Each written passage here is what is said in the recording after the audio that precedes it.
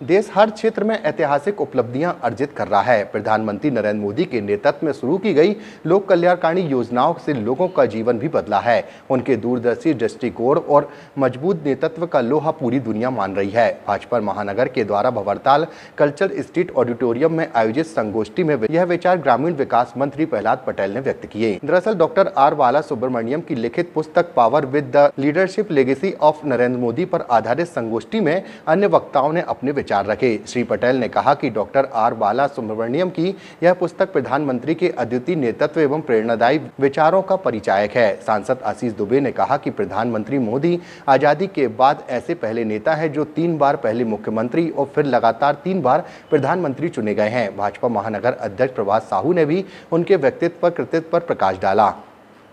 ने स्वच्छता पखवाड़ा उसकी शुरुआत प्रधानमंत्री के जन्मदिन से हुई और 2 तारीख को कल महात्मा गांधी के जन्म जयंती पर इसका समापन होगा।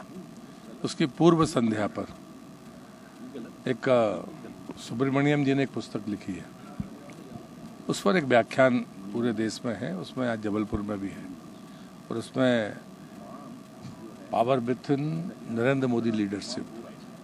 तो मुझे लगता है कि सांस्कृतिक मूल्यों के साथ जीवन जीने की जो प्रधानमंत्री का लंबी यात्रा है उसने बहुत सुंदर ढंग से लिखा है और इसलिए मुझे लगता है कि गोष्ठी की तरह संवाद होना चाहिए कि हम भारतीय जिन परंपराओं को हमने अपने पढ़ाई से दूर कर दिया, वो चाहे उपनिषद हो, चाहे वेद हो, चाहे चाणक्य नीति हो, चाहे विदुर नीति हो, इवन पंचतंत्र हो या फिर बेताल 25 हो, जो कहानियाँ नीति, राज्य चलाने और आचरण इन सब का उल्लेख करती है अपने कर्तव्यों के बोध के प्रति।